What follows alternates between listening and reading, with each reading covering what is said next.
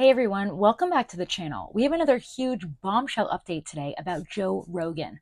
But before we dive in, with Trump's new tariffs, the stock market has been going crazy. Trump said this is a great time to buy, and that this is a great time to get rich, richer than ever before. If you'd like to learn how to invest like Trump, step by step easy, and learn which stocks he holds, click the link below. All right, let's jump into that video.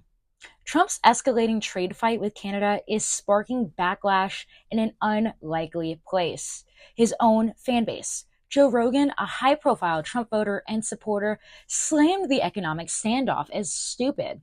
Why are we upset about Canada? He asked fellow comedian Michael Costa on a recent episode of the Joe Rogan Experience. This is stupid. This over tariffs? We got to become friends with Canada again. This is so ridiculous. I can't believe there is anti-American, anti-Canadian sentiment going on. It's the dumbest effing view. And it's not just tariffs rubbing him the wrong way. The 57-year-old also took a shot at Trump's talk of taking over Canada, saying, "I don't think they should be our 51st state." Recent surveys seem to indicate that most Americans and Canadians share Rogan's sense of frustration with the ongoing economic battle. Trump has imposed a 25% tariff on Canadian steel and aluminum imports, automobiles, and any Canadian imports not compliant with the US-Mexico-Canada trade agreement. He's imposed a lower 10% tariff on Canadian potash and energy imports, according to the Conference Board's live tracker. Trump proposed that Canada could avoid the trade war by joining the US, but few people on either side of the border support that idea. In a poll with Canadians, 90% of Canadians voted no to wanting to join the US. Meanwhile, 60% of Americans are against the idea, and 32% would only consider it if the Canadians were on board. The trade war is just as unpopular, with only 28% of Americans in favor of tariffs on Canadian imports, according to a survey by Public First. These economic moves are so unpopular and unjustified that the Wall Street Journal labeled it the dumbest trade war in history. Whether this growing chorus of criticism convinces the Trump administration to dial back trade tensions remains to be seen. For now, consumers and investors must deal with a volatile economy. It's probably a good idea to make strategic moves to protect your budget and investments for the foreseeable future.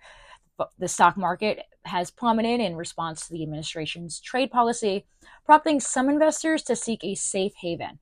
The price of gold is up 13% over the past 6 months as more investors add exposure to this hard asset.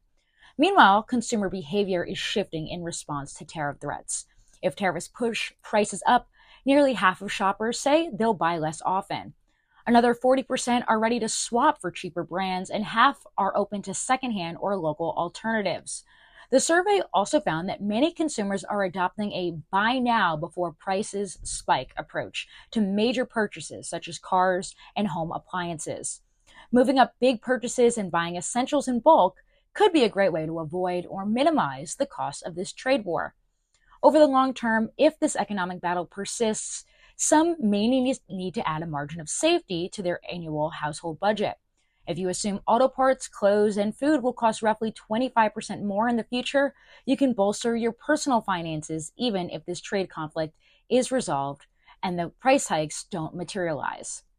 Thanks so much for watching today's video. Once again, President Trump said that this is a great time to get rich, richer than ever before. So a reminder that if you'd like to learn how to invest like Trump, step by step easy, and learn which stocks he holds, click the link below. I'll see you in our next video, and thanks so much for watching.